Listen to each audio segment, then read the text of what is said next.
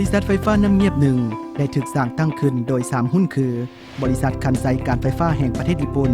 การไฟฟ้าฝ่ายผลิตแห่งประเทศไทยและรัฐวิสาหกิจถือหุ้นลาวในวันที่12 เมษายน ปี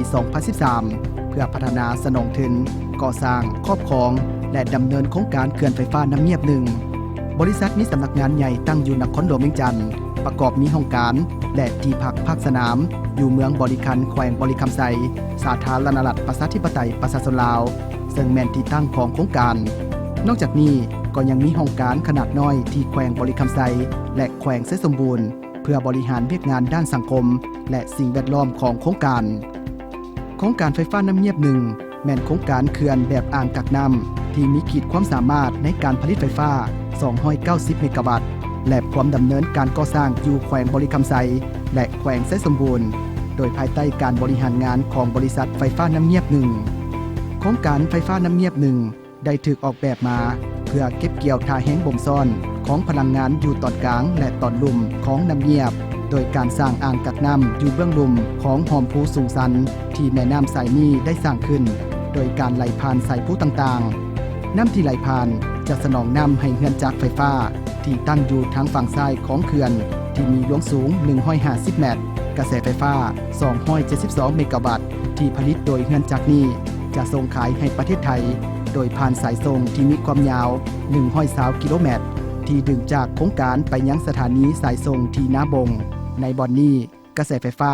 จะถูกปรับให้สูงขึ้นมาที่500 กิโลโวลต์ก่อนจะส่งข้ามแม่น้ำของไปที่ประเทศไทยเขื่อนน้อยที่มีหลวงสูง20 เมตรกำลังอยู่ในระยะการก่อสร้างและห่างจากเขื่อนใหญ่ประมาณ6 กิโลเมตรเขื่อนนี้จะใช้เป็นเขื่อนระบายน้ำที่ไหลออกจากเขื่อนใหญ่และจะควบคุมการรบกวนต่อการไหลของสายน้ำและประชาชนที่อาศัยอยู่เรียบตามน้ำเงียบให้น้อยที่สุดเฮือนจักรไฟฟ้าขนาดน้อยที่มีกำลังการผลิต18 เมกะวัตต์ของเขื่อนนี้จะสนองไฟฟ้าเพื่อสมใช้ภายในประเทศการก่อสร้างโครงการแม่นบริหารงานโดยแผนกวิชาการของบริษัทไฟฟ้าน้ำเงียบหนึ่งบริษัทโอบายาชิและบริษัทหับเหมาย่อยของโอบายาชิจะเป็นผู้รับผิดชอบในเวียกงานการก่อสร้างในนี้บริษัทฮิตาชิมิตซูบิชิไฮโดรจะรับผิดชอบเวียกงานไฟฟ้าและกลจักรบริษัท IHI Infrastructure รับผิดชอบเวียกงานกลจักรน้ำและส่วนบริษัท Loxley SRI จะรับผิดชอบเวียกงานสายส่งไฟฟ้าการผลิตไฟฟ้าคาดว่าจะเริ่มขึ้นในเดือนมังกรปี 2019 ภายหลังระยะสัมปทานนี้สิ้นสุดโครงการจะโอนมาให้เป็นกรรมสิทธิ์ของรัฐบาลลาวสำหรับแผนงานการพัฒนาสังคมโครงการไฟฟ้าน้ำเงียบหนึ่งได้พัฒนาแผนงานด้านสังคมสิ่งแวดล้อมและเศรษฐกิจครบสุดเพื่อเฮ็ดให้ผลกระทบต่อประชาชนท้องถิ่นและระบบสิ่งแวดล้อมมีน้อยที่สุดแผนงานการพัฒนาสังคมประกอบด้วยแผนงานหลักคือการยกย้ายจัดสรรและแผนงานการพัฒนาชีวิตการเป็นอยู่ของชุมชนสำหรับแผนการยกย้ายจัดสรรโครงการจำเป็นต้องยกย้ายจัดสรรประชาชนประมาณ 3,000 คนอยู่ใน4บ้านของแขวงบริคำไซและแขวงไซสมบูรณ์ต่อกับเวียกงานนี้บริษัทได้ปรึกษาหารือกับชุมชนผู้ที่ถูกผลกระทบพร้อมด้วยภาครัฐและผู้ที่มีส่วนร่วมอื่นๆโดยนำใช้การปฏิบัติที่ดีเลิศของท้องถิ่นและสากลเพื่อพัฒนาการชดเชยเฮ็ดให้ผลกระทบต่อชุมชนเจ้าภาพน้อยที่สุด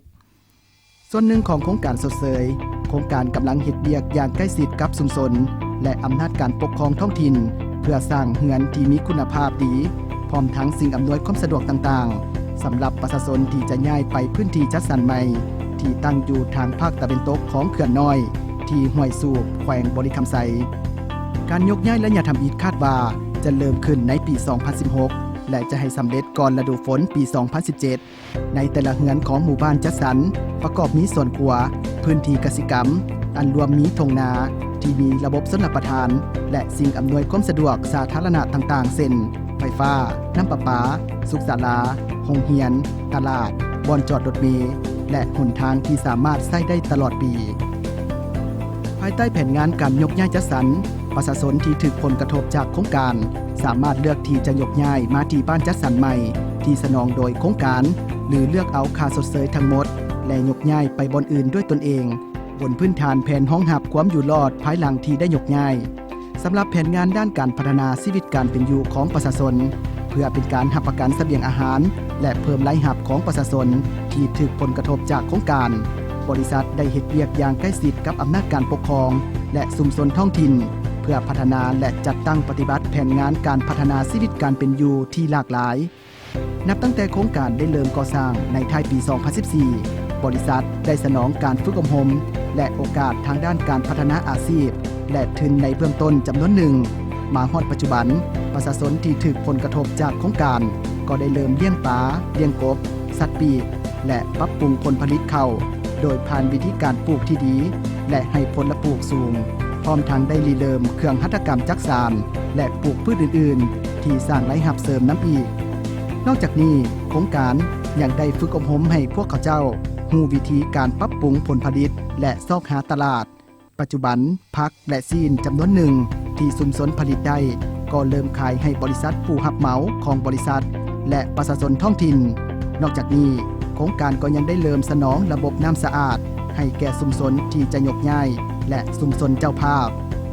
เป้าหมายของแผนงานปรับแปลงชีวิตการเป็นอยู่ของชุมชนเพื่อรับประกันว่าสมาชิกชุมชนที่ถูกผลกระทบจากโครงการมีเงื่อนไขดำรงชีวิตที่ดีขึ้นและรายรับเพิ่มขึ้น2เท่าในระยะ10 ปีภายหลังที่ได้ถูกยกย้ายจัดสรรและเข้าร่วมในแผนงานนี้ส่วนแผนงานบริหารสิ่งแวดล้อมแม่นหนึ่งในแผนงานที่สำคัญที่สุดของบริษัทเพื่อรับประกันผลสำเร็จของโครงการในระยะยาวซึ่งเป้าหมายก็เพื่อหลีกเว้นและเฮ็ดให้ผลกระทบต่อท้องถิ่นมีน้อยที่สุดและประกอบส่วนเข้าในการปรับปรุงมาตรการปกปักรักษาสิ่งแวดล้อมและความรู้ด้านสิ่งแวดล้อมในระดับประเทศแผนงานนี้ยังเพื่อรับประกันว่าโครงการได้ปฏิบัติตามนโยบายการปกป้องสิ่งแวดล้อมที่กำหนดโดยผู้ให้ทุนแผนงานบริหารสิ่งแวดล้อมเล็งใส่เวียกงานการติดตามกฎกาและการปฏิบัติตามนโยบายมาตรฐานสิ่งแวดล้อมเวียกงานการบริหารชีวนานาพันธุ์และอ่างตรงน้ำโครงการกำลังเฮ็ดเวียกร่วมกับบริษัทรับเหมาและผู้ร่วมงานของรัฐเพื่อรับประกันว่าโครงการได้ปฏิบัติตามนโยบายปกป้องสิ่งแวดล้อมที่กำหนดโดยผู้ให้ทุนและองค์การการเงินสากลรวมทั้งบรรดากฎระเบียบและนโยบายต่างๆของรัฐบาลแผนการติดตามและบริหารด้านสังคมและสิ่งแวดล้อมก็ได้ถูกพัฒนาขึ้นและจัดตั้งปฏิบัติโดยบริษัทรับเหมาโครงการติดตามและวัดแทกคุณภาพน้ำระดับฝุ่นเสียงรบกวนและการสั่นสะเทือนเป็นประจำอยู่ด้านในและบริเวณอ้อมรอบเขตโครงการเพื่อรับประกันคุณภาพน้ำโครงการเก็บและกวดน้ำตัวอย่างที่ได้เก็บมาจาก9จุดของแม่น้ำเงียบพร้อมด้วยสาขาของแม่น้ำสายนี้ทั้งตอนลุ่มและตอนเทิงของเขตโครงการนอกจากนี้ก็ยังวัดแทกคุณภาพน้ำเสียน้ำที่ปล่อยออกจากเขตก่อสร้างและน้ำดื่มของชุมชนเพื่อรับประกันว่าได้ตามมาตรฐานที่ได้กำหนดไว้โครงการบริหารสิ่งเศษเหลือโดยการแยกการนำมาใช้คืนและการฝึกอบรมเกี่ยวกับสิ่งเศษเหลือการบริหารและกำจัดอย่างเหมาะสมยกตัวอย่างเช่นสิ่งเศษเหลือทั่วไปจะนำไปฝังที่คุมฝังในขณะที่เศษอาหารจะถูกเก็บและสนองให้สมาชิกชุมชนนำไปเลี้ยงสัตว์โครงการเก็บซื้อสิ่งเศษเหลือที่สามารถนำใช้คืนได้จากชุมชนและขายให้ผู้เก็บซื้อแผนงานนี้แม่นเพื่อปลูกจิตสำนึกการบริหารที่ดีเกี่ยวกับสิ่งเศษเหลือพร้อมทั้งส่งเสริมการรักษาความสะอาดอยู่ในชุมชนน้ำอีกเพื่อให้ผลกระทบต่อชีวนานาพันธุ์ให้มีน้อยที่สุดโครงการร่วมมือกับภาครัฐและที่ปรึกษาเพื่อกำหนดเขตสดเสยชีวนานาพันธุ์เวียกงานนี้แม่นอยู่ในขั้นตอนของการห่างแผนคุ้มครองเขตสดเสยด้านชีวนานาพันธุ์ซึ่งสถานที่สดเสยกำลังอยู่ในขั้นตอนของการกำหนดนอกจากนี้โครงการยังได้สนองถึงปกปักรักษาสิ่งแวดล้อมในระยะสัมปทานโครงการเพื่อสนับสนุนแผนงานปกปักรักษาสิ่งแวดล้อมในสาธารณรัฐประชาธิปไตยประชาชนลาวน้ำอีกสำหรับเวียกงานการบริหารและสนับสนุนโครงการแผนกบริหารที่ดำเนินงานจากโครงการเวียงจันทน์สนองการบริหารและการบริการที่จำเป็นให้โครงการแผนกนี้ประกอบมีหน่วยงานบริหารบุคลากรการสื่อสารและพัวพันรัฐบาลข้อมูลข่าวสารการจัดซื้อเครื่องและการบริการต่างๆส่วนแผนกการบัญชีและการเงินจะรับผิดชอบเวียกงานการเงินของโครงการทั้งหมดรวมทั้งเงื่อนไขและข้อกำหนดต่างๆที่ได้กำหนดโดยผู้ให้ทุนการคาดคะเนผลได้รับจากโครงการ สำหรับโครงการมีสัญญาสัมปทาน27ปีและในระยะดังกล่าวโครงการคาดว่าจะสามารถสร้างรายรับให้สาธารณรัฐประชาธิปไตยประชาชนลาวได้หลายกว่า 4,800 ตื้อกีบ